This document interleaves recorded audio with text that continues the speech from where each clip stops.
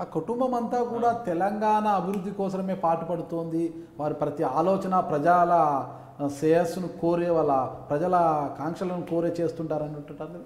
ఏం చేసిండ్రు ఏం చేసిండ్రు చెప్పండి. ఏం చేసి రైతు రుణమాఫీ,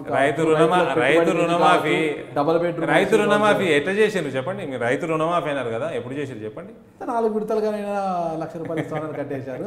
రైతులకు పెట్టుబడి డబ్బులు లేవు. ఇవాళ యడ్యూరప్ప గారు మా ముఖ్యమంత్రి, కొత్త ముఖ్యమంత్రి రేపు కేబినెట్ మీటింగ్ పెడుతుండు, డిక్లేర్ చేసిండు పొద్దున. ఈ రోజు ఫస్ట్ జరగాలి కదా, అప్పుడే కేబినెట్ నిరూపణ జరుగుతుంది సార్, పాస్ అయిపోతారు, ముఖ్యమంత్రి కంటిన్యూ అవుతుంది. కానీ అది తర్వాత విషయం, దట్ ఈస్ పాలిటిక్స్, అది పక్కన పెట్టండి. Number game is different. First file సంతకం రుణమాఫీ మీద పెడతాను ఆయన. యూపీలో చేశాము సార్. ఇంకో విషయం, రాజశేఖర్ రెడ్డి గారి టైంలో అనుకుంటా, సబ్జెక్ట్ టు కరెక్షన్, ₹50 ప్రతి క్వింటాల్కి బోనస్కి ఇచ్చేవాళ్ళు. ఇవాళ మధ్యప్రదేశ్లో మా ప్రభుత్వం ఇస్తుంది, ఛత్తీస్గఢ్లో మా ప్రభుత్వం ఇస్తుంది, కర్ణాటకలో కూడా ఐ థింక్ మొన్నటి వరకు నా కాంగ్రెస్ ప్రభుత్వం ఇచ్చింది, మహారాష్ట్రలో మా ప్రభుత్వము, ఛత్తీస్గఢ్, మధ్యప్రదేశ్లో ఇస్తున్నారు. పంటకి డిఫరెంట్ పంటకి డిఫరెంట్ రేట్లు, ₹100 కానీ, 150 కానీ, 200 కానీ బోనస్ ఇస్తున్నారు.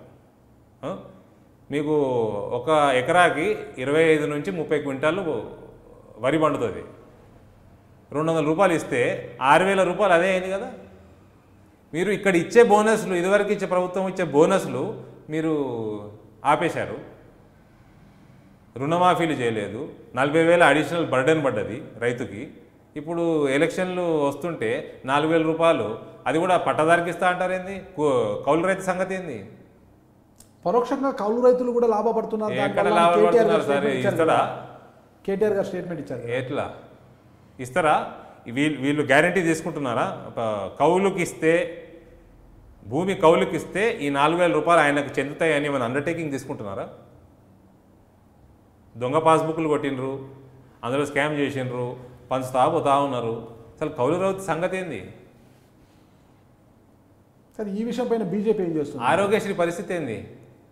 నేను మిమ్మల్ని అడుగుతున్నా, for a change I will be anchor.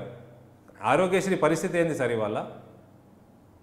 ఇదివరకు 10 ఏళ్ల కింద పరిస్థితి ఏముండే, ఇవాళ పరిస్థితి ఏంది? హాస్పిటల్లో జబ్బులైతే 10% పడిపోయినాయి. ఎన్నో హండ్రెడ్స్ పైన జబ్బులకి ఆరోగ్యశ్రీ వర్తిస్తుండే, ఇవాళ 70-80 తగ్గించేశారు. తగ్గించేసినాక బీజేపీ ఏం చేస్తుంది? ఇంకోటి మీరు గమనించండి, ఏ హాస్పిటల్కైనా వెళ్ళి ఆరోగ్యశ్రీ పేమెంట్ ఎన్ని రోజులలో వస్తున్నాయి అడగండి. గ్రామాలలో, డిస్ట్రిక్ట్ హెడ్ క్వార్టర్స్లలో 6 నెలలు, 7 నెలలు, 8 నెలలు ఇయరే బంద్ చేసుకుంటారు ఆరోగ్యశ్రీ. ఇంత జరుగుతున్నా ఏది చేయాలన్నా కాంగ్రెస్ పార్టీ పోరాటం చేస్తుంది తప్పితే బీజేపీ ఏం చేస్తుంది? ఇసుక దందాల మీద పోరాటం లేదు, వేములవాడ ఆలయంలో స్కాములు జరుగుతుంటే అక్కడ పోరాటాలు లేవు, అసలుకి ఇసుక ట్రక్కుల కింద కూలీలు పడి చనిపోతున్నా అసలు బీజేపీ పార్టీ స్పందించడం లేదు. మేము చేస్తున్నాం కదా సార్, మా దగ్గర మేము బ్రహ్మాండంగా చేస్తున్నాము. ఎందుకు మా బీజేపీ పార్టీ కదా? బీజేపీలో ఐకమత్యం లోపించింది. రాష్ట్ర అధ్యక్షుడు లక్ష్మణ్ గారు ఒకవైపు, కిషన్ రెడ్డి గారు ఒకవైపు, 2 వర్గాలుగా విడిపోయి ఎవరి వర్గం వారదన్నట్లుగా ఇక్కడ బీజేపీ వ్యవహరిస్తుంది. దాంతోనే కాస్త ఇబ్బందికరంగా. లక్ష్మణ్ గారు, కిషన్ రెడ్డి గారు బ్రహ్మాండంగా కలిసి ప్రోగ్రాములు చేస్తూ ఉన్నారు.